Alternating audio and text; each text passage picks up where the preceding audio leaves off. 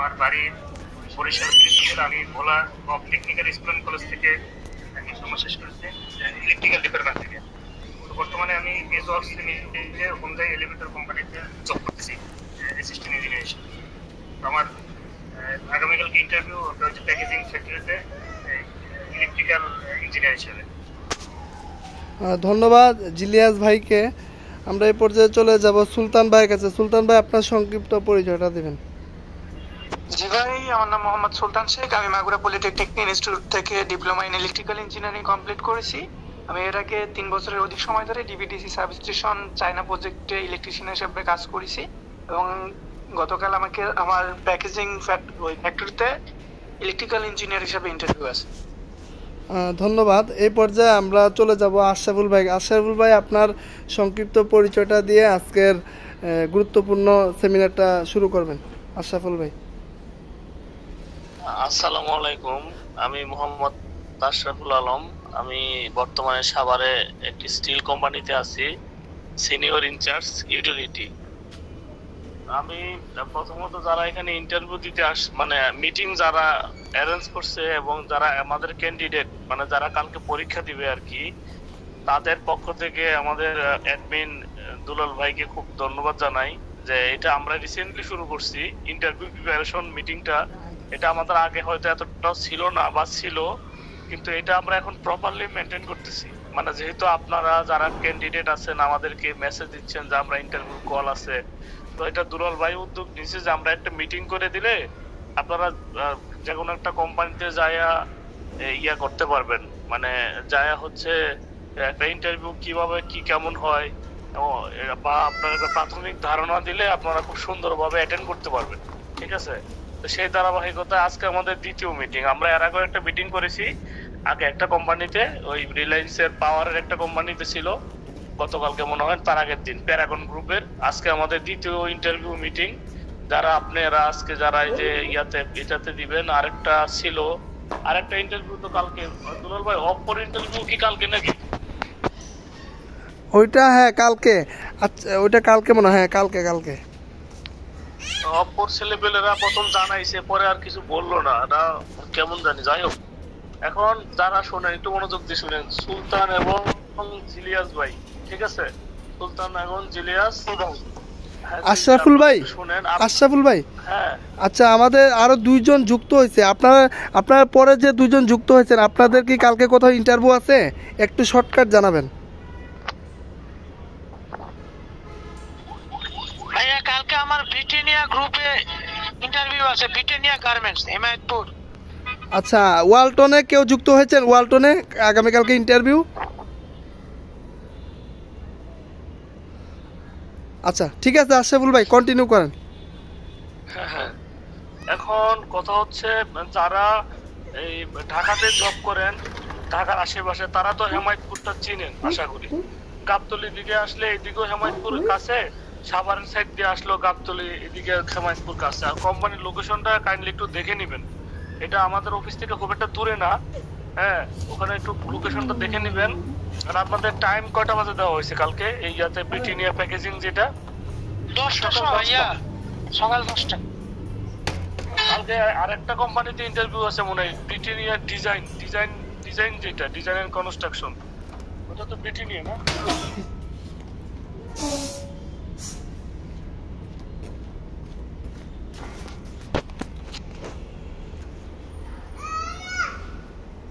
না, ওটা হচ্ছে বিটি ডিজাইন। সরি, আমি একটু মিস্টেক করে ফেলেছি।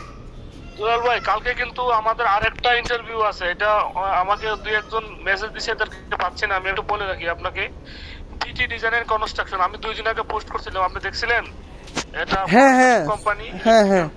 হ্যাঁ, এদেরও ইন্টারভিউ আছে কালকে কয়েকজনের, বাট আমি এদেরকে কানেক্ট করতে পারতেছি না। আমি তবে কয়েকজন আমাকে বলছে, তো আমি ইনবক্সে তথ্য মানে শেয়ার করছি, কি কি জিজ্ঞেস করতে পারে, কি আসে বিষয়। পরে আর কানেক্ট করতে পারিনি এদেরকে। আশরাফুল ভাই, তো নেক্সট টাইমে কেউ যদি নক দেয়, আপনি আমাদের জব প্রিপারেশন যে গ্রুপ আছে ওইটার লিঙ্কটা কপি করে একটু সংক্ষিপ্ত একটা কন্টেন্ট লিখে জাস্ট ওকে দিয়ে দিবেন। ও যদি ইচ্ছা হয় যুক্ত হবে, নাইলে না, বাস। আচ্ছা, ঠিক আছে। আমি আসলে ব্যস্ত তো, আজকে খেয়াল করি নাই। এখন কে যে মেসেজ দিতেছে এটা করতে পারি নাই, বুঝছেন? ইয়া হয়ে গেছে আমার। আর ওরা মিটিং আমাদের জানে, আমাদের একটা গ্রুপে দিয়ে দিবেন, পোস্ট দিয়ে দিবেন যে আমাদের 4-5টা ইন্টারভিউ একসাথে হলে আমাদের একটা ইন্টারভিউ মিটিং হয়, আপনারা কাইন্ডলি আমাদের গ্রুপে যুক্ত হবেন। আমরা আজকে এটা নিয়ে তো লাইভ করছি, লাইভে বিস্তারিত বলে দিছে যে 8টার দিকে। হ্যাঁ দেখছি, আমি খেয়াল করছি, আপনি বলছেন সবকিছু। যাই হোক, এখন এই আপনারা যারা কালকে এখানে দিবেন, জাগির যেটা হেমায়তপুর প্যাকেজিং কোম্পানিতে অ্যাসিস্ট্যান্ট ইঞ্জিনিয়ার, এটা তো একটা প্যাকেজিং কোম্পানি। আমি যতটুকু মানে টিয়া করছি যে এখানে যেহেতু গার্মেন্টস এর প্যাকেজিং এর যে মালামাল এগুলা তৈরি হয়, সম্ভবত স্টিকার বা পলিথিন বা এই জাতীয় কিছু সম্ভবত, আমার যদিও খুব একটা আইডিয়া নাই এদের প্রোডাক্ট সম্পর্কে, তারপরও কাঠনও আছে ভাই, কাঠনও আছে, কাঠন। হ্যাঁ হ্যাঁ হ্যাঁ, ওই যে কার্টুন তৈরি করতে যে মেশিন গুলো ব্যবহার করে, এগুলো মোটামুটি অটো আর কি, মানে অটো ড্রাইভে চলে, অনেকটা অটোমোশন টাইপের, ঠিক আছে। তো যারা এই যে এখন জিলিয়াস হোসেন নাকি বললেন, উনি মনে হয় লিফট বা এক্সকাভেটর, এক্সেলেটর এই ধরনের কাজে আছেন নাকি আপনি? জি জি জি ভাই, জি জি জি, আপনি এই ধরনের কাজে থাকলে অটোমেশন কাজটা ভালো বুঝবেন, যেহেতু এগুলো ট্রেনিং করা আছে আমার আলফারিয়ার ইঞ্জিনিয়ারিং ক্লাস থেকে। জি জি জি জি। তো আমাদের মানে আমি যতটুকু ওখানকার ধারণা নিতে পারছি সেটা হচ্ছে, ওখানে অ্যাসিস্ট্যান্ট ইঞ্জিনিয়ারের যেহেতু একটা ফ্যাক্টরি, ওখানে সাবস্টেশন, জেনারেটর, তারপরে নর্মাল যে ইলেকট্রিক্যাল মেইনটেনেন্স আছে কম বেশি যেগুলো কমন সব ফ্যাক্টরিতেই, মোটর, তারপরে সেন্সর, কানেকশন, তারপরে কোনো একটা মোটর সমস্যা হলে এটাকে ট্রাভেল শুট ঠিক করা বা মেইনটেনেন্স করা, বা এটাকে যদি সমস্যা হয়ে যায় এটাকে এক্সিট করা, বা নতুন কোনো মোটর এখানে রিপ্লেস করা, বা কোনো একটা ফেজ টেস্ট সমস্যা হলে এগুলো চেকিং করা, মাল্টিমিটারের কাজ একটু দেখে যাবেন। যারা মাল্টিমিটার চালাইতে পারেন, ইলেকট্রিক্যাল মাল্টিমিটার ফাংশন যারা একটু বুঝেন, বা ড্রাইভের ইয়াগুলা, এগুলো একটু মানে ভালো করে দেখে যাবেন। বিএফডি, পিএলসি, এইচএমআই এগুলা, হ্যাঁ এই জাতীয় জিনিসগুলো যেগুলো একটু প্রোগ্রামে চলে আর কি, প্রোগ্রাম বা ড্রাইভ বা সফটওয়্যার, বিএফডি এই টাইপের জিনিসগুলা আপনারা একটু দেখে যাবেন। পাশাপাশি বেসিক মোটর কন্ট্রোলিং, ইলেকট্রনিক্স এর যে বেসিকটা আছে, রিলে টিলে বা এই ট্রান্সফরমার, এই জাতীয় যে ফাংশন, আরবির পাওয়ার যখন আপনার সাবস্টেশন হয়ে আসে, এটাকে যে রিক্যাপচারের যে প্ল্যান, মানে যেটা আপনার কনভার্ট হয় এসি বা ডিসি ফাংশনিং এর যে ব্যাপারগুলো আছে, বা যেহেতু প্যাকেজিং ফ্যাক্টরি, ওখানে অল্টারনেটিভ জেনারেটর থাকতে পারে। যেহেতু আমরা ওই ফ্যাক্টরিতে যাই নাই, আমরা ধারণা করে নিতেছি যেহেতু একটা ফ্যাক্টরি, অল্টারনেটিভ হিসেবে জেনারেটর থাকতে পারে, কারণ কারেন্ট চলে গেছে, তাদেরকে তো প্রোডাকশন রানিং রাখতে হবে, যেহেতু কার্টুন প্ল্যান্ট একটা হেভি প্ল্যান্ট বর্তমানে। তো এটাকে চালাইতে গেলে প্রচুর হাইড্রোলিক্স মেশিন আছে, এখানে মোটর আছে, যারা কার্টুন তৈরি করে ম্যাক্সিমাম জিনিসই হাইড্রোলিক টাইপের হয়, ভারী যেহেতু শিল্প, এটা মোটামুটি একটু হেভি জিনিসপত্র ব্যবহার হয়। আবার এগুলা অটোমেটিক সেন্সর আছে অনেক, যেহেতু প্রোডাকশন লাইন, আপনার প্রচুর সেন্সর থাকে, কারণ অনেকে হাত চলে যায়, মানে হাত চলে আসলে লাইন বন্ধ হয়ে যায়, একটু সেফটির ব্যাপার আছে। ইলেকট্রিক্যালের যে সেফটি গুলো আছে, কি ধরনের সেফটি, একটা মেশিন চালু করতে গেলে বা কাউকে আপনি একটা জিনিস বুঝাই দিবেন, একটা মোটর লাগাইছেন, তাকে একটু বুঝাই দিতে হবে অপারেটরকে, সে তো আর বুঝবে না, তাকে সেন্সর এগুলো একটু বুঝাই দিতে হবে। এই জিনিসগুলো ইলেকট্রিক্যাল ওয়ার্কিং সেফটি গুলো একটু করবেন, মেনটেন করবেন। আর তারপরে হচ্ছে বেসিক ইলেকট্রিক্যালটা একটু ভালো করে দেখে যাবেন, যেহেতু অ্যাসিস্ট্যান্ট ইঞ্জিনিয়ার হয়তোবা আপনাকে ওভারঅলও দেখা লাগতে পারে। হ্যাঁ, এখন ওই যে সাব স্টেশন ম্যাক্সিমাম গুলোই এসি, আমাদের মানে যত ফ্যাক্টরি আছে, দুলাল ভাইও এটা ভালো জানে, ওনারাও দেখে আসছে, আমরাও দেখতেছি, এখন maximum sub station AC plan, মানে এসি করা। আগে তো এসি ছিল না, এখন এসি করে ফেলাইছে, বুঝছেন। তো যেহেতু আপনারা সাব স্টেশনে ডিউটি করবেন, ওখানে থাকতে হবে, পাওয়ার চেঞ্জিং এর যত রুম আছে ম্যাক্সিমাম সবগুলাই এসি সিস্টেম। তো কাইন্ডলি একটু এসির ফাংশনটা দেখে যাবেন। আপনাদের হয়তো এসি সম্পর্কে জিজ্ঞেস করতে পারে যে আপনি কখনো এসিতে কাজ করছেন কিনা, বা আপনার কোনো আইডিয়া আছে কিনা এসি সম্পর্কে, এসির কি ধরনের গ্যাস থাকে, ফেয়ন গ্যাস, এটার গ্রেড কত, যেমন R22 এটা কমন গ্যাস। হ্যাঁ, এটা একটু ইউটিউবে একটু সার্চ করবেন যে এসির ফাংশন কি, বা এসির মেইনটেনেন্স বলতে কি বোঝা যায়, কি কাজ করা হয় এসির মেইনটেনেন্সে, বেসিকটা আর কি।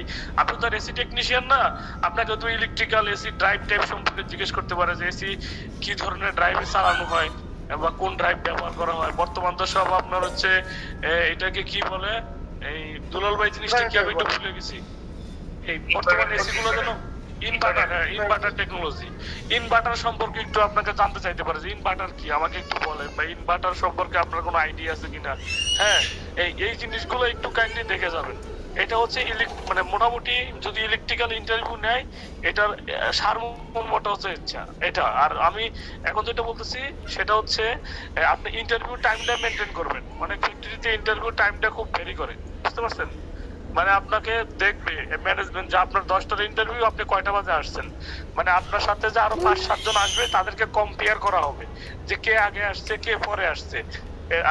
আপনারা যারা নতুন জব মানে সুইচ করবেন, তারা যেহেতু একটু অভিজ্ঞ লোক, একবারে নতুন তো আর না, মোটামুটি আগে পরে কয়েকটা ভাইবা দিচ্ছেন যে কোনো কোম্পানিতে আপনাদের একটা বেসিক ধারণা হয়েছে, যে আপনারা চেষ্টা করবেন ওই আপনার টাইম মতো চলে যেতে। টাইম মতো যাই প্রয়োজন আধা ঘন্টা বা 10 মিনিট বসে থাকবেন, কিন্তু ভারতকে লেট করিয়েন না। বর্তমানে এমনি যানজট, একটু সময় নিয়ে বেরোবেন যাতে আপনি টাইম মতো আসতে পারেন, নতুন জায়গা নাও চিনতে পারেন। হ্যাঁ, এটা একটা সমস্যা হয়, অনেকে নতুন জায়গা চিনে না, পরে দেরি হয়ে যেতে। তো এটা একটা সমস্যা। আর আপনাদের কি সিবি কি বিয়ারিং কিছু বলছে, সিবি নিয়ে যাইতে হবে এরকম কিছু বলছে কি?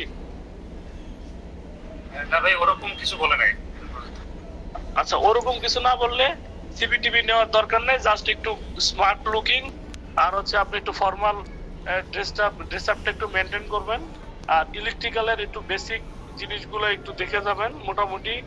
আর এবার স্যালারি রেঞ্জের যে বিষয়টা, আপনাদের কিছু জানা থাকলে আগে একটু বলেন, আমরা একটু প্রশ্ন নেই নাকি দুলাল ভাই?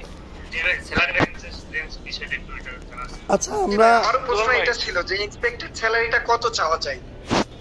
হ্যাঁ হ্যাঁ, আচ্ছা আপনাদের কি আপনারা যখন মেল করছেন ওখানে কি কোনো কিছু মেনশন করে দিবেন যে আমার কারেন্ট স্যালারি এত, বর্তমানে এত হলে সুইচ করব? অনেকে কিন্তু এরকম লেখে। হ্যাঁ, ধরেন আচ্ছা আপনারা লেখেন নাই, যাক, এটা লেখেন না, এটা ভালো। এটা আমি একটু বলি, মানে আমাদের বা দুলাল ভাই বা আমরা এখন যেটা দেখতেছি, অনেকে যেটা করে, ধরেন আপনার স্যালারি ধরেন 30,000 সাপোজ, আমি একটু উদাহরণ দেই। অনেকে চিন্তা করে আমি এই জায়গায় আবেদন করব, তাহলে আমার তো 45 দিলে যাব। তখন সে কি করে মেল বক্সে লিখে দেয় যে এমডি সোলাইমান কারেন্ট স্যালারি 35 এক্সপেকটেশন 45 দিয়ে ছেড়ে দেয়। এখন ওনার কথা হচ্ছে যে আমার 45 আমি লিখে দিছি, ওনার যদি মনে হয় আমার সিবি দেখে 45 দেওয়া যাবে তাহলে আমাকে ডাকবে, আদারওয়াইজ আমি যাবো না। এটা হচ্ছে অনেক ধরনের অ্যাগ্রেসিভ, অনেকে এরকম চিন্তা ভাবনা করে এখন যারা এটা। যেহেতু আপনারা নতুন মানুষ বা আগে জব করছেন, সুইচ করবেন, এখানে স্যালারি বিষয়টা মেনশন করা নাই। তো আপনারা যারা আছেন, যেখানেই আছেন, অ্যাসিস্ট্যান্ট ইঞ্জিনিয়ারের বর্তমানে গার্মেন্টস এর ক্ষেত্রে দুলাল ভাই আমার যা ধারণা 20 থেকে 28-এর মতো হয় এখন, নাকি? আমার যদিও খুব একটা ভালো ধারণা নাই, এটা আপনি ভালো বলতে পারেন, কাইন্ডলি একটু বলেন যে বিষয়টা। আচ্ছা, ধন্যবাদ আশরাফুল ভাই। আচ্ছা, ওই ভাইয়ের এক্সপিরিয়েন্স কত বছর? যে অ্যাসিস্ট্যান্ট ইঞ্জিনিয়ার পোস্টে যাচ্ছেন, আপনার টোটাল এক্সপিরিয়েন্স? আমার এক্সপিরিয়েন্স প্রায় 4 বছরের মতো। আচ্ছা, তো দেখেন, আপনি তো কার্টুন ফ্যাক্টরিতে না, ওই যে প্যাকেজিং এ না, ইয়ে ভাই, আশরাফুল ভাই? আচ্ছা আচ্ছা, আমি একটু বলি। বাংলাদেশের মধ্যে সবচেয়ে টপের মধ্যে আছে মেঘনা বাংলাদেশ। এটা হচ্ছে আপনার ওরা এটার কার্টুনের মূল বা প্যাকেজিংয়ের মধ্যে ওরা ভালো আছে। মেঘনা গ্রুপ বাংলাদেশ, ইন্ডাস্ট্রি না, মেঘনা বাংলাদেশ আর কি এটাকে বলে। তো এইখানে স্যালারি র্যাঙ্ক এই যেটা বললো আর কি আশরাফুল ভাই, এইরকমই 28-35-এর ভিতরে থাকে। আর কিছু ফেসিলিটি থাকে ওদের, যেমন লাঞ্চের সুবিধা থাকে, নাইট ডিউটি যখন থাকে নাইটের অ্যালাউন্স আছে, আবার নাইটে আবার খাবারের ব্যবস্থা আছে। এগুলো হচ্ছে এক্সট্রা ফেসিলিটি। আর স্যালারি আপনার 25 থেকে 35-এর ভিতরে এরকম হয় আর কি। এখন এখানে আরেকটা বিষয় নির্ভর করে আপনার ইন্টারভিউটা আসলে আপনি কিভাবে দিচ্ছেন। অনেক জায়গায় দেখলাম, অনেকে অভিজ্ঞতা শেয়ার করে যে ইন্টারভিউ তার ডিমান্ড হচ্ছে 35,000, কিন্তু তার ইন্টারভিউটা ভালো হয় নাই। তখন দেখা যায় ওই নিবে কি নিবে না, তো এটা মানে উল্টাপাল্টা একটা স্যালারি অফার করে আর কি। তো সবসময় মনে রাখবেন, আপনার যে কোনো ইন্টারভিউ হোক, আপনার যদি কনফিডেন্স ভালো থাকে অবশ্যই আপনি ডিমান্ড দেখাবেন, ঠিক আছে। আর যদি কনফিডেন্স ভালো না হয়, এখানে বোঝাই যাচ্ছে যে কোম্পানি আপনাকে নিবে না, বেশি দিয়েও নিবে না, কম দিয়েও নিবে না, আপনাকে একটা ভুংভাং করে আর কি ইন্টারভিউটা কমপ্লিট করবে, এই হচ্ছে মূল বিষয়। ঠিক আছে, ওই 25 থেকে 35-32 এইভাবে থাকে আর কি। এখন বাকিটা আপনার উপর নির্ভর করবে, কারণ এখানে আবার দেখা যায় এই প্যাকেজিং ফ্যাক্টরিগুলোতে 12 ঘন্টা ডিউটি থাকে, কারণ মেশিন তো সবসময় চলে, 12 ঘন্টা ডিউটি থাকে, 8 ঘন্টা খুব কমই হয়, 2 শিফট 12 ঘন্টা করে। তো এদিকে 12 ঘন্টা ডিউটি 35-38 এটা ব্যাপার না, এরকমই হয় আর কি, বুঝতে পারছেন?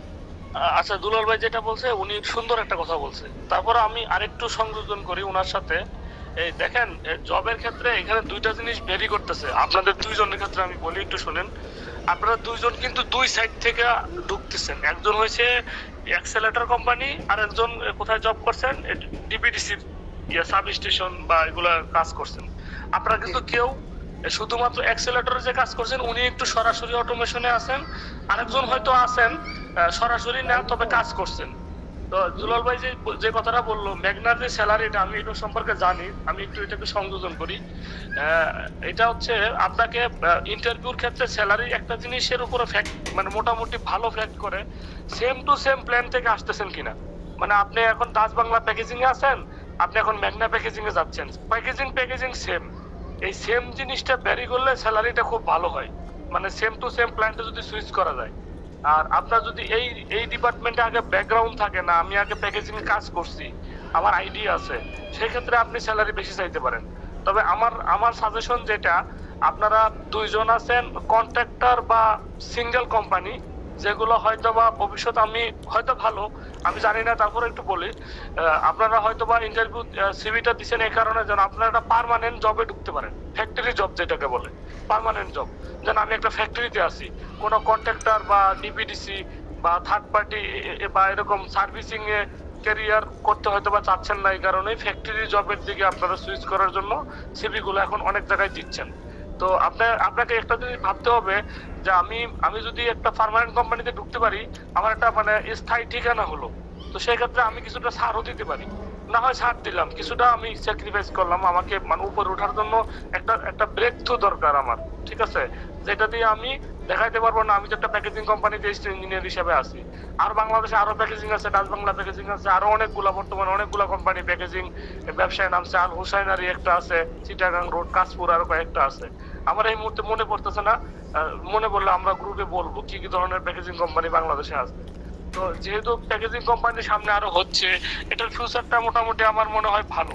তো সেক্ষেত্রে আপনি কিছুটা মানে লেসেও আসতে পারেন যদি আপনার পোষায় আর কি। তো এখানে দুইটা জিনিস বেরি করতেছে। প্রথমত, আপনি যখন ইন্টারভিউ বোর্ডে আপনি যখন সিঙ্গেল বসবেন, অ্যাডমিন অফিসারদের সাথে ডিউটির ব্যাপারটা একটু ক্লিয়ার করে নেবেন কাইন্ডলি। মানে আপনার ডিউটিটা কতক্ষণ, মানে এটা অ্যাসিস্ট্যান্ট ইঞ্জিনিয়ার তো শিফট ডিউটিও হয়, 8 ঘন্টা করে শিফট হয়, আবার অনেক জায়গায় 12 ঘন্টা করে ফিক্সড স্যালারি থাকে। যেমন স্যালারি ইয়াতে আপনার ওই যে কিছুদিন আগে আমরা পোস্ট করছি না দুলাল ভাই, ওই লেখা আছে স্যালারি 22,000 ফিক্সড 12 ঘন্টা।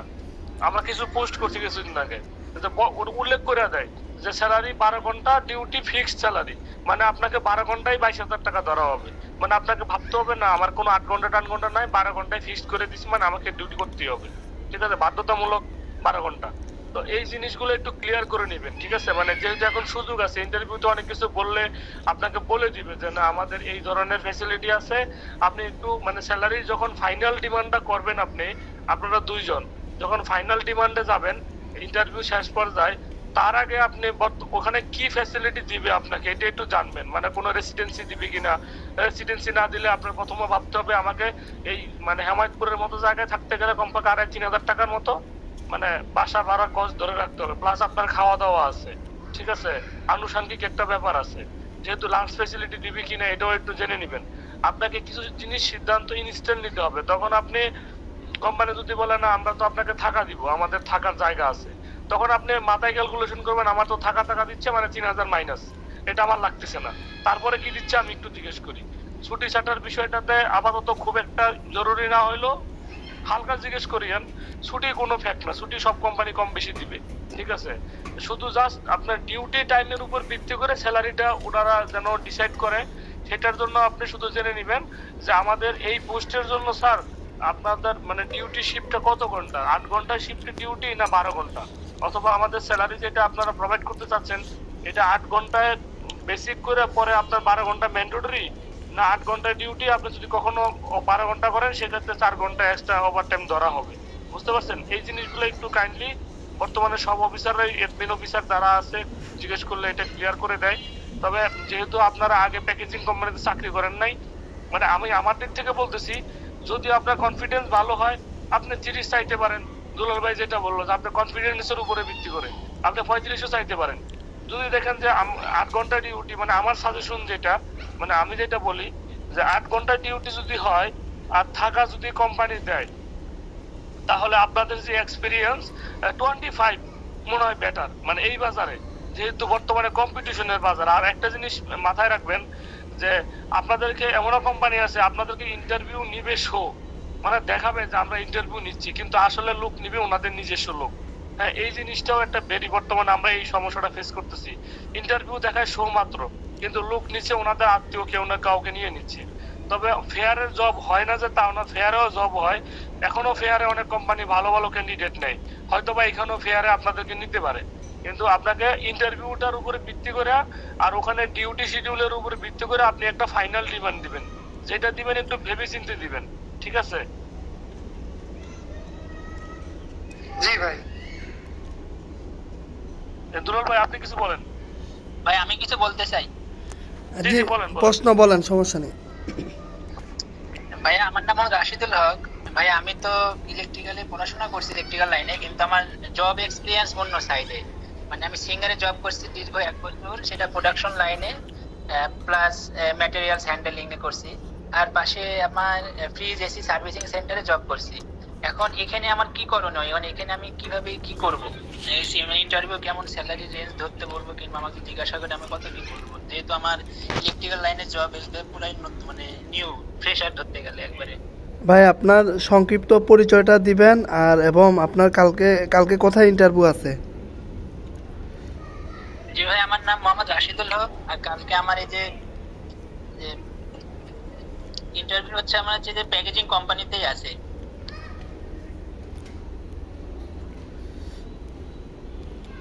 ও আচ্ছা, বুঝতে পারছি। আপনার বর্তমান যে সিভি দিয়ে অ্যাপ্লাই করছেন ওইখানে কি কি এক্সপিরিয়েন্স তুলে ধরা হয়েছে? সিঙ্গার একটা তুলে ধরা হয়েছে?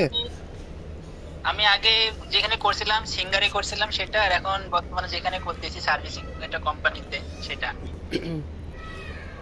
ওরা সম্ভবত সিঙ্গারে দেখেই ওরা আপনাকে হয়তো কল করছে, কারণ সিঙ্গারে যারা চাকরি করে বেশিরভাগই প্রোডাকশনে যারা আছে ওরা কার্টন রিলেটেড, এরপর এই প্যাকেজিং অনেক রিলেটেড অনেক কিছু থাকে, তো এটা একটা ইস্যু হবে আর কি। তো যাই হোক, সমস্যা নেই। আপনি বর্তমান যেখানে জবে আছেন এখানে কত বছর হয়েছে? এখানে আমার 4 মাস হচ্ছে। ও আচ্ছা, 4 মাস না? তাহলে আপনি ইন্টারভিউ দেন, যেহেতু তাহলে তো আপনার কাছে এটা নতুন একটা সাইট মনে হবে, যেহেতু আপনি ইন্টারভিউ কল পাইছেন, ইন্টারভিউ দেন।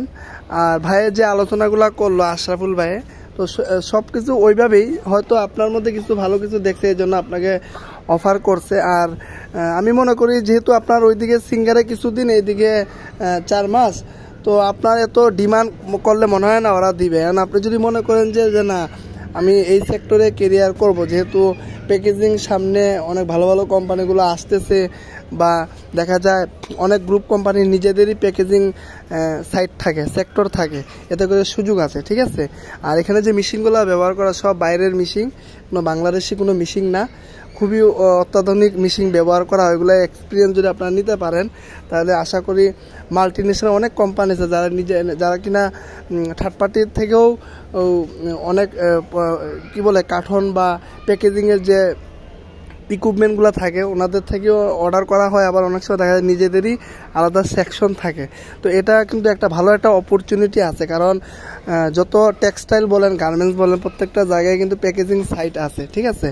তো আমি মনে করি যে আপনার এত ডিমান্ড না করে আপনার ওরা যা বলে, হ্যাঁ 15 বা 18, 22 যাই বলে, ওদের আপনার যদি ইন্টারভিউটা ভালো হয় তাহলে আপনি যেহেতু টুকটাক কাজ করছেন, সিঙ্গারে ছিলেন বা নতুন এক জায়গায় আছেন, ওই 18-20 আপনার ডিমান্ড রাখাটাই ভালো। বুঝতে পারছেন? জি ভাই, বুঝতে পারছি। কারণ আমি তো পড়াশোনা করছি বিএসসি তে, এখন সেই বিষয়ে যদি কিছু জিজ্ঞাসা করে তা আমি এখন কি করণীয়? আপনার কি বিএসসি শেষ? না ভাই, রানিং। ওইটা সিভির মধ্যে কি দেওয়া আছে? না না, সেটা সিভিতে উল্লেখ করা নাই। আচ্ছা, এখন আমি তো আগেই বললাম যে প্যাকেজিং সেক্টরগুলা নর্মালি 2 শিফটে হয়, 12 ঘন্টা 12 ঘন্টা, কিছু কোম্পানি আছে 8 ঘন্টা। তো এখন এটা বলা যাবে না, এটা বললে আপনার চাকরি কখনোই হবে না 100%। কারণ এই পর্যন্ত যতগুলো আমরা ফিডব্যাক পাইছি বেশিরভাগই এই পড়াশোনার কথা অনেকেই জিজ্ঞাসা করে যে আপনি পড়াশোনা করেন কি না, যে আমাদের এখানে আসলে কিন্তু আপনি পড়াশোনার কোনো সুযোগ পাবেন না, বা আপনার সামনে ভর্তি হওয়ার কোনো আছে, এইরকম অনেক ভিতরে অনেক প্রশ্ন করে। ঠিক আছে, কারণ ওরা প্রোডাকশন 24 ঘন্টা প্রোডাকশন। এখন আপনি গেলেন, যাওয়ার পরে আপনার পরীক্ষা বা এই সে, তখন দেখা গেল ওদের প্রোডাকশনে হ্যাম্পার, তখন তো সমস্যা। এই জন্য অনেক কোম্পানি এখন সচেতন হয়ে গেছে, ওরা এখন এগুলা জিজ্ঞাসা করে। ঠিক আছে, প্রত্যেকটা জায়গায় জিজ্ঞাসা করে যে আপনি পড়াশোনাতে আছেন কি না, বা আপনি সামনে ভর্তি হবেন কি না। তো এগুলা যদি এখন চালাকি করেন তাহলে তো আপনি বলবেন যে না আমি করব না, বা না আমি নেই, তাহলে সিস্টেমে আপনি ঢুকতে পারেন। আর যদি বলে ইয়েস আমি সামনে ভর্তি হব বা চলতেছে রানিং, তাহলে কিন্তু আপনি নেগেটিভ হয়ে যাবেন, আপনার আর ওইখানে মনে হয় না কন্টিনিউ হবে আর কি। বুঝতে পারছেন? জি ভাই, আমার যে এর আগে একটা ইন্টারভিউ ছিল, সেই ইন্টারভিউতে আপনার পড়ালেখার কথা জিজ্ঞেস করছিল যে আপনি কি এখন পড়ালেখা করেন নাকি সামনে ভর্তি হওয়ার চিন্তা ভাবনা করছেন। হয়তো এটা আমাদের এটা শুনতে শুনতে আমরা অভ্যস্ত হয়ে গেছে, এটা কমন হয়ে গেছে। হ্যাঁ, যাই হোক আপনি আচ্ছা, আর এই যে নামটা আছে দুলাল ভাই, উনি যে নতুন বললো যে এসির কাজ করে, এসির কাজ, এসি সার্ভিসিং আছে, উনিও কি বিএসসি করতেছে? হ্যাঁ, উনি তো রানিং এ আছে বললো তো। আচ্ছা শোনেন, আমি দুলাল ভাই যেটা বলছে উনি খুব ভালো কথা বলছে দুলাল ভাই, যে এটা আমরা বর্তমানে ফেস করতেছি। ঠিক আছে, তো আপনার কি কয় মাসের সেমিস্টার? 3 মাসে, 4 মাসে না 6 মাসে? 4 মাসের সেমিস্টার, আর আমার শুক্রবার করে ক্লাস থাকে, আর আমার অনলাইন 4 মাসের সেমিস্টার হলে আপনি প্যাকেজিং কোম্পানিতে কন্টিনিউ করতে পারবেন না, কারণ আপনার 4 মাসের ভিতরে একবার মিড টার্ম, একবার ফাইনাল, আবার ক্লাস। আপনাকে 12 ঘন্টা শিফটে কখনোই আপনাকে এত সুযোগ সুবিধা দিবে না আমাদের দেখা মতে। তারপর আপনি ইন্টারভিউ দেন, দিয়া দেখেন কি অবস্থা, দিতে পারেন, ইন্টারভিউ দিতে পারেন, ইন্টারভিউ দিলে আপনার অভিজ্ঞতা হবে। ঠিক আছে, অথবা ওনারা যদি আপনাকে জিজ্ঞেস করে যে আপনি পড়াশোনা তো এখানে কিভাবে কন্টিনিউ করবেন, আমাদের এখানে তো প্রচুর কাজের চাপ, তখন আপনি আপনার মতো করে রিকোয়েস্ট করতে পারেন। এটা ফাইনাল হবে কিনা আমরা জানি না, আপনার কথাটা আপনি শেয়ার করে দেখতে পারেন। কি বলেন দুলাল ভাই, ঠিক আছে না? হ্যাঁ, এটা পরে, কারণ যখন এটা সবার উদ্দেশ্যে বলবো, যখন আপনার চাকরি হয়ে যাবে তখন এগুলা বলার চেষ্টা করবেন। আর আরেকটা বিষয় সেটা হইল, আমরা এখানে মিথ্যার আশ্রয় নেই।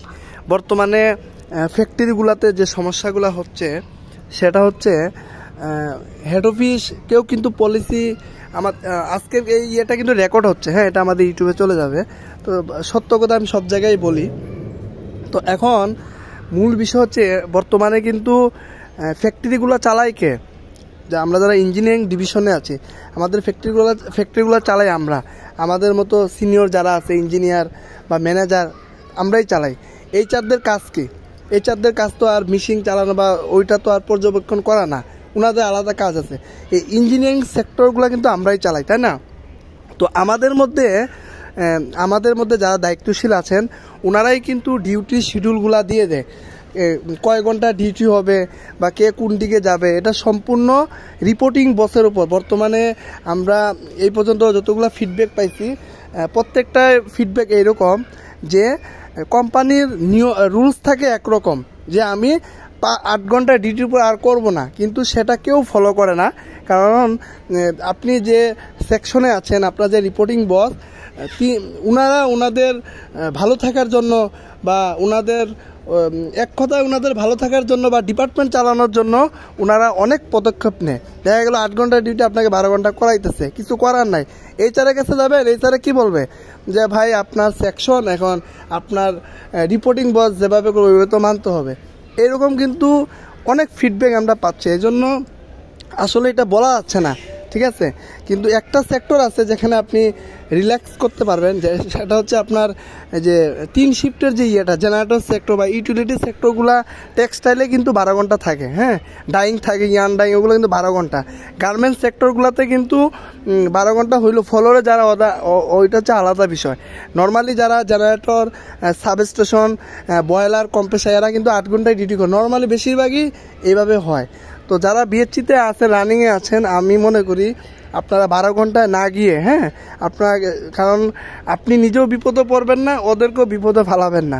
কারণ এইচআর ডিপার্টমেন্টে যারা আছেন ওনারা অনেক কষ্ট করেন, একটা ইন্টারভিউ ম্যানেজ করা বা সার্কুলার দেওয়া অনেক পরিশ্রম করে। তো শুধু ওনাদের কষ্ট দিয়ে লাভ নেই, আমরাও কষ্ট করব না, এজন্য আমরা খোলামেলা কথা বলবো, ঠিক আছে? এটা হচ্ছে বাস্তব বা নিয়ম আর কি, বুঝতে পারছেন? আর একটা বিষয় হচ্ছে, সেটা আমি একটু বলি, এটা হচ্ছে দেখেন, আপনি যখন জয়েন করলেন, সাপোজ আপনারা যারা আছেন জয়েন করছেন, আপনি বলেন নাই ঠিক আছে যে আমরা বিএসসি করি, আপাতত কিছু বলতেছি না। এখন এই ধরেন এই যে সুলতান যে আছে, ধরেন উনি জয়েন করছেন, এখন ওখানে আরেকজন ইঞ্জিনিয়ার আছে, সে যে দেখলো মানে যে আরেকজন ইঞ্জিনিয়ার, সে ডিপ্লোমা করছে কিন্তু বিএসসি করে নাই, বা তার বিএসসি করার কোনো ইন্টেনশন নাই। এখন এই শিফট ইঞ্জিনিয়ার যেটা আর কি দুলাল ভাইও জানে, আমরাও জানি, আমরা যারা ফ্যাক্টরিতে আছি, শিফট অ্যাসিস্ট্যান্ট ইঞ্জিনিয়াররা শিফট করে ম্যাক্সিমাম, মানে আপনার পরে একজন থাকবে, সে আপনার পরে শিফট দেখবে। এখন এই সুলতান যে আছে, ওনার যে অপোজিশন শিফট যে আছে, সে ধরেন বাড়ি যাবে, এখন সে বাড়ি যাবে স্বাভাবিক, তাহলে আপনাকে শিফটের দায়িত্ব নিতে হবে সুলতান সাহেবকে। এখন ও তো জানে যে বাড়ি যাবে, কিন্তু সুলতান সাহেবকে বুঝাই দিয়ে চলে যাবে, ম্যানেজারের কাছে যাবে, ছুটি লাগবে, কে আছে সুলতান, আচ্ছা ঠিক আছে আপনি বাড়ি যান। এখন যাওয়ার পরে সুলতান যদি বলে স্যার আমার তো কালকে মিডটার্ম পরীক্ষা আছে, আমাকে ছুটি দিতে হবে, এখন ম্যানেজার কি আপনার ডিউটি করবে না, ম্যানেজার হচ্ছে ম্যানেজারের কাজ করবে। ইঞ্জিনিয়ারিং এর সেক্টরটার একটা নীতি হচ্ছে যে যার কাজ করে, বুঝছেন? এই জিনিসটা আগে একটু আপনারা ভালো করে মাথায় নিয়ে নেন, যে যার কাজ সে করে। অ্যাসিস্ট্যান্ট ইঞ্জিনিয়ারের কাজ অ্যাসিস্ট্যান্ট ইঞ্জিনিয়ার করবে, ম্যানেজার কাজ ম্যানেজার করবে, টেকনিশিয়ানের কাজ টেকনিশিয়ান করবে। রিলিভার একটা ব্যাপার আছে আমাদের ইঞ্জিনিয়ারিং এ বা ইউটিলিটি ডিপার্টমেন্টে বলেন, সব জায়গায় রিলিভার ইঞ্জিনিয়ার। এটা মানে হচ্ছে আপনারা যদি 2 জন থাকেন শিফটে, বা একটা ফ্যাক্টরিতে যদি 4 জন ইঞ্জিনিয়ার থাকে, প্রত্যেকে রিলিভার। এখন সুলতান সাহেব বাড়ি গেছে, কার দায়িত্বে দিয়ে জিলিয়াস ওনাকে দিয়ে গেছে, তার মানে আপনি যখন দিয়ে গেছে সাইন করছেন যে আমি ওনার রিলিভার হিসেবে সাইন করলাম, তার মানে আপনার যাই কিছু হয়ে যাক আপনাকে ডিউটি করতে হবে। আপনি কিন্তু যাই বলতে পারবেন না যে সুলতান সাহেব বাড়ি গেলে স্যার আমার বাড়ি যাওয়া লাগবে, কারণ আপনি কিন্তু আপনাকে দেখেই উনি সুলতান যে আছে ওনাকে ছাড়া হয়েছে, এটা হচ্ছে রিলিভার। এখন আপনি যে বিএসসি করবেন বা করতেছেন এটা বলেন না, এখন আপনি জয়েন করার পরে আপনার যে রিলিভার আছে তারে বললে সে ডিউটি নাও করতে পারে। যদি আপনার দেখা গেছে কলিগ ভালো হয় নাই, বা উনি চাচ্ছে না পড়াশোনা করেন আপনি, বা ডিস্টার্ব হোক, ওনার ছুটি ছাড়ার সমস্যা হচ্ছে, সব জায়গায় যে ভালো কলিগ পাবেন এটাও আশা করা ঠিক না। অনেকের আছে কপাল ভালো, যেমন আমরা বা দুলাল ভাই যেখানে আছে বা আমরা যেখানে আছি, যখন আমরা প্রথম জীবনে বিএসসি করছি, প্রথম আমরা এরকম পরীক্ষা দিতে পারি নাই, ক্লাস করতে পারি নাই, কলিগ ভালো হয় নাই, পরবর্তীতে জব সুইচ করতে আস্তে আস্তে অনেক কিছু নিজের মতো করে গুছাই নিতে হয়েছে। এটা সম্পূর্ণ নিজের কাছে, আর ভাগ্যেরও ব্যাপার আছে ভাই। আপনার যে এখানে যারা আপনারা জয়েন করবেন, আপনার সাথে যারা ইঞ্জিনিয়ার থাকবে, তারা আপনাকে সুযোগ দিবে কিনা, হ্যাঁ যে ঠিক আছে আপনি পরীক্ষা দিতে যান, আমরা আছি, অসুবিধা নাই। এইটারও একটা ভেরিয়েশন আছে, বুঝছেন? মানে খালি একটা জিনিস চিন্তা ভাবনা করে ঢুকলেই হবে না। আপনি ঢুকে বসেন, কিন্তু আপনার ছুটি লাগবে, ঠিক আছে, উনি আপনাকে ব্যাকআপ দিল, এখন উনি বাড়ি যাবে, এখন আপনি যদি বলেন ভাই আমার তো পরীক্ষা, আপনি বাড়ি যাবেন না, ওই লোক কি মানবে না। তো আপনারা একটু এই বিষয়গুলো একটু ভালো করে চিন্তা করে নিবেন, যে ওখানে শিফট ইঞ্জিনিয়ার হইলে কয় ঘন্টা ডিউটি, 8 ঘন্টা হইলে স্বাভাবিক, 5 শিফটে একজন অ্যাসিস্ট্যান্ট ইঞ্জিনিয়ার থাকবে, তার মানে 3 শিফটে 3 জন, আবার 2 জন থাকে হচ্ছে আপনার ব্যাকআপ শিফটে, অনেক জায়গায় 4 জনও থাকে, 5 জনও থাকে। সিনিয়র ইঞ্জিনিয়ার থাকলে সেটাও সুবিধা, সিনিয়র ইঞ্জিনিয়ার থাকলে ওনাকে আপনি শিফটে দিয়ে হয়তো যাইতে পারবেন। এটা সবকিছুই ডিপেন্ড করতেছে আপনার ফ্যাক্টরির ম্যানেজমেন্টের উপরে। এখন ওনারা যদি এক্সেস পরিমাণ ইঞ্জিনিয়ার নিয়ে থাকে, তাহলে আপনাদের লাখ ভালো, শিফট চেঞ্জ করে অনেক সময় অনেক কিছু করতে পারবেন। আর দেখা গেছে আপনি যাওয়ার পরে দেখলেন আপনারা ইঞ্জিনিয়ারই মাত্র 2 থেকে 3 জন, এই কয়জন দিয়েই চালাইতেছে, আর কোনো ইঞ্জিনিয়ার নিবে না। তাহলে সেখানে তো আপনার শিফট চেঞ্জ তো দূরের কথা, পড়াশোনার কথা তো বাদই দিলাম আমি। তো এই বিষয়গুলো কাইন্ডলি আপনারা ইন্টারভিউতে যদি সুযোগ হয় বা আপনাদেরকে কোশ্চেন করে আপনারা একটু কাইন্ডলি ক্লিয়ার হয়ে নেবেন। আর যদি ম্যানেজমেন্ট বলে না সমস্যা নাই, আমাদের তো শিফট ইঞ্জিনিয়ার সিস্টেম, আপনার শিফট ডিউটি থাকবে মর্নিং ইভিনিং নাইট, আপনি শিফট চেঞ্জ করে আপনার করতে পারবেন, তাহলে এটা একটু ক্লিয়ার করে নেবেন। না হলে যেটা হয় জয়েন করার পরে দেখা গেছে ওনাদের প্রোডাকশন হ্যাম্পারিং হইলো। এই প্যাকেজিং কোম্পানিগুলো বড় বড় কোম্পানি থেকে অর্ডার নেয়, এখন ওর একদিনে এমন টার্গেট থাকে আমার একদিনে 3000 কার্টন বানায় দিতে হবে। হঠাৎ করে একটা মেশিনে ট্রাবল শুট দিল, আপনি গেছেন ভার্সিটিতে, তখন ম্যানেজমেন্ট কিন্তু চিনবে না আপনার কাছে আপনি কেন ভার্সিটিতে গেছেন। হয়তো এমনও হয় ডাইরেক্টলি আপনাকে বলতে পারে যে আপনি কাইন্ডলি অন্য জায়গায় জব দেখেন, আমরা স্টুডেন্ট অ্যালাউ করতেছি না, তখন আপনি করবেন বিপদে। হঠাৎ করে জব চলে যাওয়া মানে বুঝতেই পারতেছেন এই বাজারে কতটা কষ্টকর। তো সবকিছু একটু চিন্তা ভাবনা করে ডিসিশন নেবেন, ঠিক আছে? জি ভাই। আচ্ছা আমরা এখন আমরা মাসুম ভাইয়ের কাছে চলে যাব। মাসুম বিল্লাহ ভাই, মাসুম বিল্লাহ ভাই শুনতে পাচ্ছেন? হ্যাঁ ভাই শুনতে পাচ্ছি ভাই, আমি একটু কথা বলতে চাচ্ছিলাম। জি জি অবশ্যই বলেন ভাই। আমি তো হচ্ছে একদম ফ্রেশ বিএসসি ইঞ্জিনিয়ার কমপ্লিট করছি, মানে আমার অন্য কোথাও চাকরির কোনো করার অভিজ্ঞতা নাই, কিন্তু হচ্ছে আমি সাব স্টেশনে আমার ট্রেনিং করা আছে প্রায় 6 মাসের মতন। এই ট্রেনিং এর ওটাই মানে হাইলাইটস করছিলাম, মানে এই জন্য হয়তো বা আমাকে কল করছে। তো ভাই এক্ষেত্রে আমার করণীয় কি? আমি তো অন্য কোথাও জব করিনি, একদম ফ্রেশ বলতে চলে আর কি।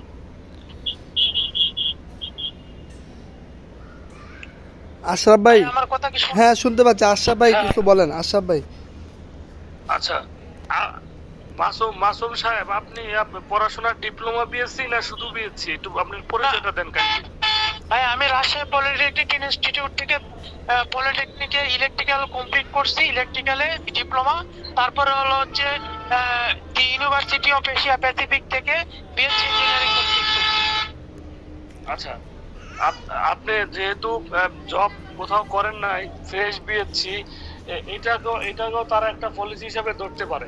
যদি ওখানে দেখা গেছে ইঞ্জিনিয়ার নিবে 4-3 জন, 2 জন এক্সপিরিয়েন্স নিবে, আপনাকে একজন নিবে সাথে সাপোর্টিভ হিসাবে, মানে আপনিও আস্তে আস্তে উঠে যাবেন। যদি বিষয়টা এরকম হয় তাহলে আপনি যেহেতু ওনাদের ফ্রেশ স্কিল হিসাবে যা আছে, হ্যাঁ আপনাকে তো শুরু করতে হবে ভাই। আপনি এমনি কিন্তু ব্যাকডেটেড পড়ে গেছেন, কারণ আপনি ডিপ্লোমার পরে 4 বছর শুধু বিএসসি করছেন, পাশাপাশি কোনো জব করেন নাই।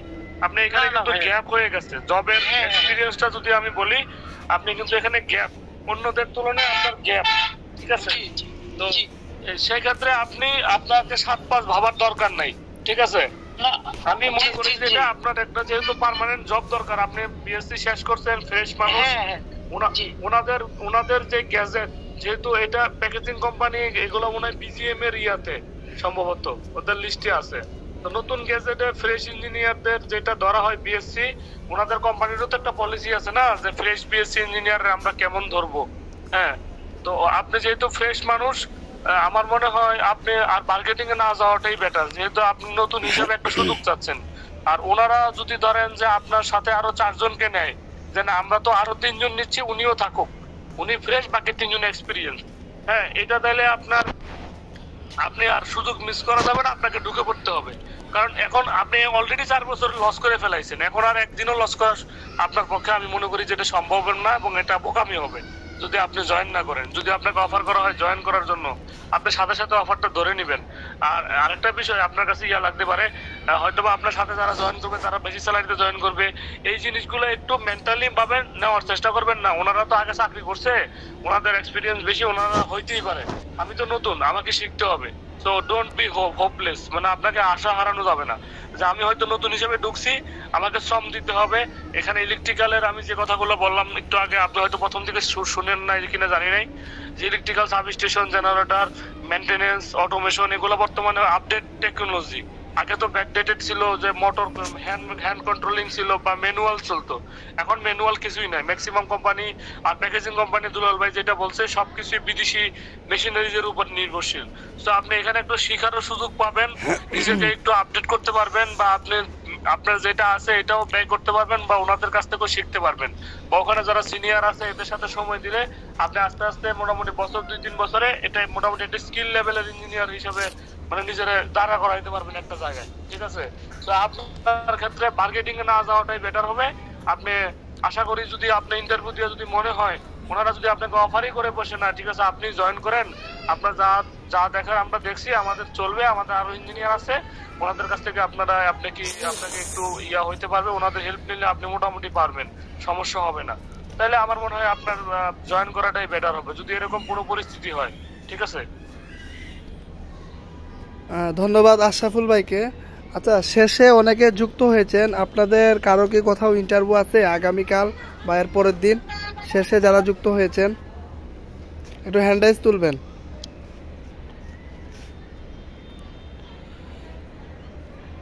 কেউ কি আছেন? একজন হাত তুলেছেন, আর কেউ আছেন?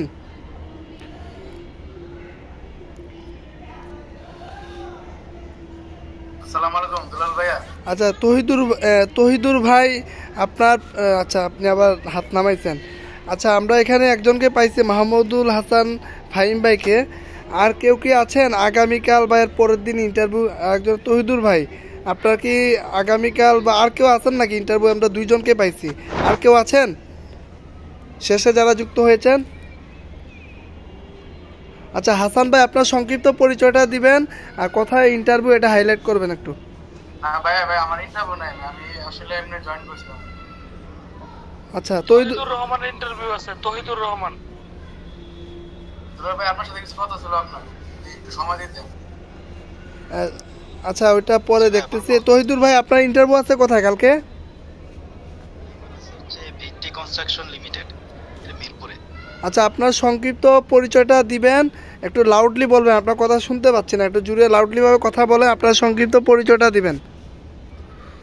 আচ্ছা, আমি হচ্ছে তহিদুর রহমান, আমি বিএসসি কমপ্লিট করেছি হচ্ছে নর্থ সাউথ থেকে। তো এটা অনেক আগে পাশ করেছি। তো মাঝখান দিয়ে একটা ওয়েবসাইট কোম্পানিতে আর কি ডিজাইনার হিসেবে ছিলাম, তো এটা ছেড়ে দিয়েছি। তো রিসেন্টলি হচ্ছে গিয়ে ট্রিপল রিলেটেড জবের জন্য আমি অ্যাপ্লাই করে যাচ্ছি। তো কালকে আজকে হচ্ছে গিয়ে ভিটি কনস্ট্রাকশন থেকে আমাকে কল দিয়েছে, বললো যে কালকে ইন্টারভিউর জন্য। তো তাদের হচ্ছে গিয়ে একটা রানিং প্রজেক্ট আছে, তো ওখানে হচ্ছে গিয়ে একজনকে নিবে, তো কালকে আর কি ইন্টারভিউর জন্য ডাকছে। আচ্ছা, আশরাফুল ভাই শুনতে পেয়েছেন ওনার বক্তব্য? জি জি জি, ওনার বক্তব্য আমি শুনছি। একটু সংক্ষিপ্তভাবে বলে দেন, আমরা শেষ করে দিব। আশরাফুল ভাই। আচ্ছা তহিদ ভাই, আপনি তো আমাকে ওই যে ইনবক্সে মেসেজ দিয়েছেন, আমি মোটামুটি বলছি আপনাকে, আশা করি বুঝতে পারছেন। তারপর একটু বলি, যেহেতু কনস্ট্রাকশন কোম্পানি আর আপনি ডিজাইনের কাজ যেহেতু আগে করছেন, অটোক্যাড তো বুঝেন মোটামুটি না? হ্যাঁ, অটোক্যাড মোটামুটি ভালোই পারি, মানে বেসিকটা মোটামুটি জানা আছে। আচ্ছা আচ্ছা, আপনাকে ডাকা হয়েছে, আমাদের যা ধারণা, দুলাল ভাই যেহেতু শুনছে আপনি হয়তো নর্থ সাউথের স্টুডেন্ট, এটা একটা ব্যাকগ্রাউন্ড আছে, আর যেহেতু আপনাকে ডিজাইনের কাজ করছেন এটার জন্য আপনাকে সিলেক্ট করা হয়েছে। আর ইলেকট্রিক্যাল ব্যাকগ্রাউন্ড তো আছেই, ওইটা তো আপনার প্লাস পয়েন্ট। ঠিক আছে, তো আমি আপনাকে যেগুলো ইনবক্সে বলছি, যেহেতু কনস্ট্রাকশন প্রজেক্টের ক্ষেত্রে আপনার কনস্ট্রাকশন প্রজেক্ট রিলেটেড যে মেশিনারিগুলো আছে, যেমন হ্যান্ড ড্রিল আছে, রড কাটার আছে, বা এই জাতীয় যত মেশিনারিজ আছে, বা পাওয়ার টুলসের যে ব্যবহার, ইকুইপমেন্ট যেগুলো আছে পাওয়ার টুলস রিলেটেড, হ্যাঁ, মিক্সার মেশিন টেশিন, এইগুলো এখন তো সবই ইলেকট্রিক, রডের যে যত ধরনের আধুনিক মেশিন টেশিন আছে, এই জিনিসগুলো একটু ইউটিউবে দেখবেন। আর যেহেতু এটা ডিজাইন এবং কনস্ট্রাকশন, এটা হইতে পারে, যেহেতু আপনি ইলেকট্রিক্যাল ইঞ্জিনিয়ার, আপনার ওখানে রেসিডেন্সিয়াল বিল্ডিং করলে কিন্তু আপনার ওই বিল্ডিং এর যে ইলেকট্রিক্যাল ডিজাইন করে অটোক্যাডে, এখন প্রতিটা ফ্লোরে অটোক্যাডের মাধ্যমে ডিজাইনটা করা হয়। আপনি কিরকম ইনসুলেশন হবে, কনসোল কিরকম হবে, তারপরে তারের ইয়াটা কত হবে, আরএম কত হবে, আরএম টারেম এই জিনিসগুলো একটু দেখে যাবেন, তারের সাইজ, হ্যাঁ, ইন্টার কনস্ট্রাকশনের ক্ষেত্রে কি ধরনের তার, আপনি আন্ডারগ্রাউন্ডের ক্ষেত্রে কি ধরনের কনসোল ওয়ারিং ব্যবহার করা হয়, বা এখন তো সব আধুনিক বিল্ডিং, মেন যে লাইনটা আছে বিআরইবি বা আরইবি থেকে যে মেন লাইনটা বিল্ডিং এ আসে, এটা কিন্তু এখন আন্ডারগ্রাউন্ড দিয়েই করে। ঠিক আছে, সব জায়গায় এখন এটা কমন হয়ে গেছে, আন্ডারগ্রাউন্ড দিয়ে ইলেকট্রিক লাইন করে। তো আন্ডারগ্রাউন্ড দিয়ে ইলেকট্রিক লাইন করতে গেলে কি ধরনের সেফটি মেনটেন করতে হয়, বা ড্রয়িং এর ক্ষেত্রে আপনি কি ধরনের প্রায়োরিটি দিবেন, একটা তার কত ফিট নিচ দিয়ে আপনাকে এটাকে দিতে হবে, আন্ডারগ্রাউন্ড লেভেল দিয়ে পাস করাইতে হবে বিল্ডিং এর বেসমেন্ট পর্যন্ত, এই জিনিসগুলো একটু দেখবেন।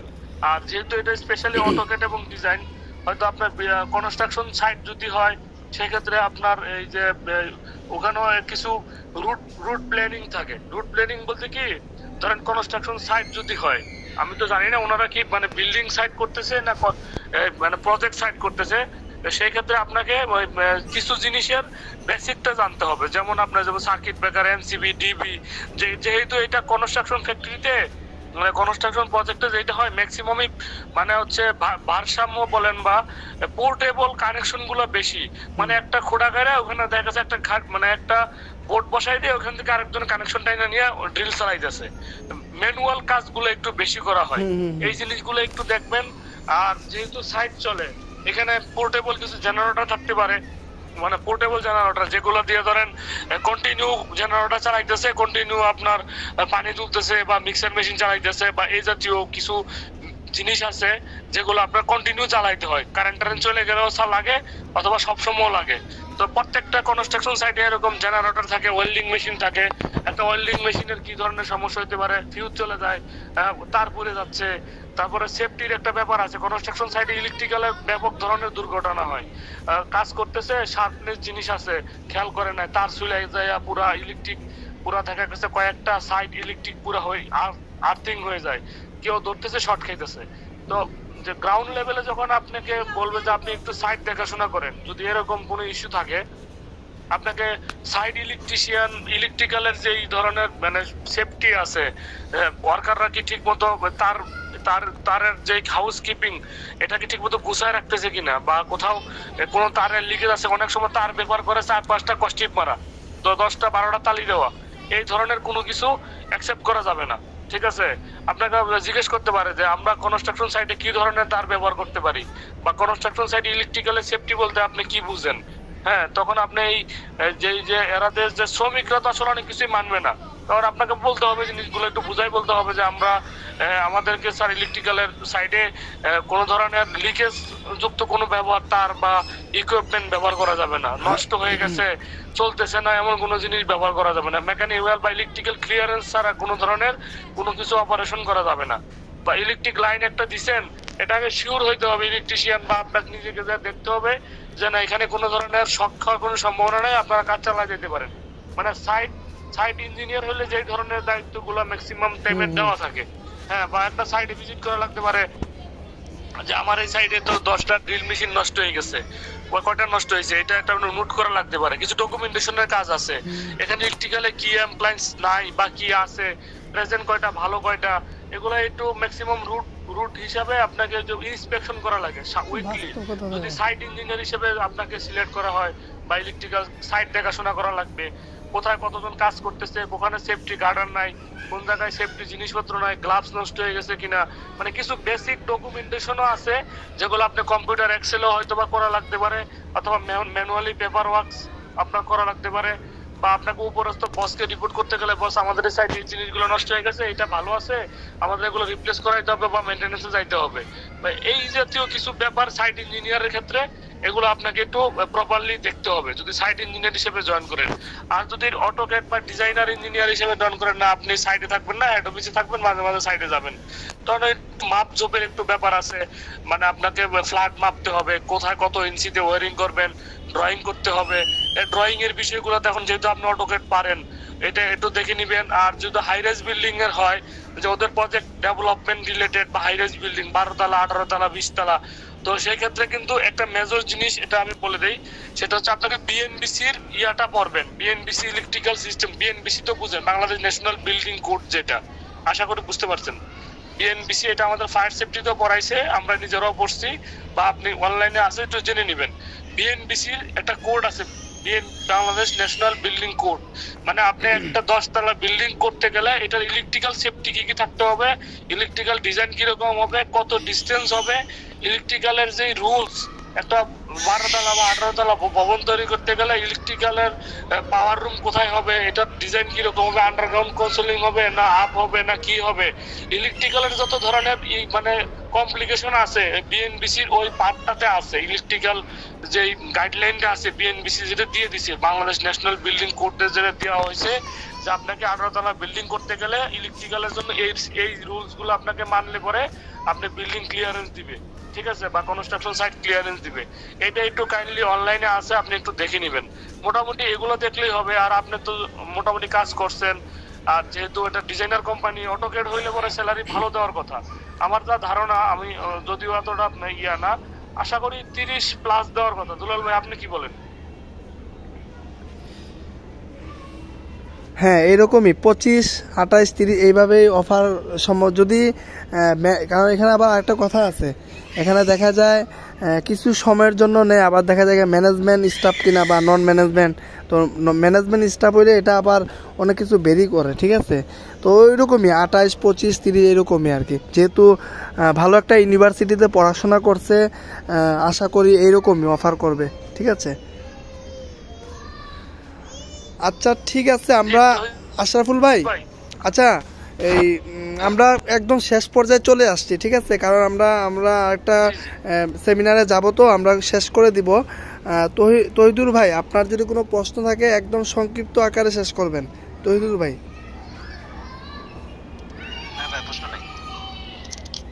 আপনি আশা করি বুঝতে পারছেন আপনার যা মানে কি জন্য যে পোস্টে যাবেন, মোটামুটি একটু ধারণা হয়েছে তো আপনার, আশা করি।